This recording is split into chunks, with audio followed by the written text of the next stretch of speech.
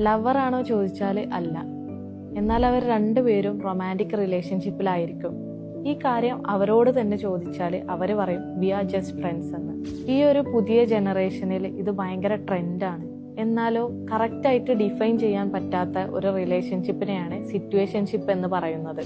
അതിനെ ഒരു റിലേഷൻഷിപ്പായിട്ട് ഡിഫൈൻ ചെയ്യാൻ പറ്റില്ല. കാരണം അവർ തമ്മിൽ അറ്റാച്ച്മെന്റ് ഉണ്ടെങ്കിലും കമ്മിറ്റ്മെന്റ് ഇല്ല. ഓൾറെഡി ഒരു റിലേഷൻഷിപ്പിലായിരിക്കുമ്പോൾ തന്നെ ഇങ്ങനെയുള്ള സിറ്റുവേഷൻഷിപ്പ് മെയിൻറ്റെയിൻ ചെയ്യുന്നവരും ഇന്നുണ്ട്. പക്ഷേ ഇങ്ങനെയുള്ള റിലേഷൻഷിപ്പിലാണ് നിങ്ങളുള്ളത് എങ്കിൽ അതിൽ നിന്ന് മൂവ് ഓൺ ചെയ്യാൻ ശ്രമിക്കുക. അല്ലെങ്കിൽ ആ റിലേഷൻഷിപ്പ് ഡിഫൈൻ ചെയ്യാൻ ശ്രമിക്കുക. എന്താന്ന് വെച്ചാൽ ഒരു പോയിന്റ് കഴിയുന്ന സമയത്ത് നിങ്ങൾക്കോ അല്ലെങ്കിൽ നിങ്ങളുടെ ഓപ്പോസിറ്റുള്ള ആൾക്കോ സിറ്റുവേഷൻഷിപ്പിൽ കവിഞ്ഞ് ഡീപ്പർ അഫെക്ഷൻ തോന്നാൻ സാധ്യതയുണ്ട്. അങ്ങനെ വരുമ്പോൾ ഇൻസെക്യൂരിറ്റി പ്രോബ്ലംസിലേക്കും അതുപോലെ തന്നെ ഇമോഷണലി ഹേർട്ട് ആവുന്നതിലേക്കും ഇത് ലീഡ് ചെയ്യും. സ്നേഹത്തിന് അതിൻ്റെതായ ഒരു വാല്യൂ ഉണ്ട്. അത് നിങ്ങൾ മനസ്സിലാക്കണം. നിങ്ങളുടെ ഓരോ റിലേഷൻഷിപ്പും നിങ്ങൾക്ക് ഡിഫൈൻ ചെയ്യാൻ പറ്റണം. അല്ലെങ്കിൽ ഇത് നിങ്ങൾക്ക് ഫ്യൂച്ചറിൽ ഒരു പ്രശ്നമാവാം.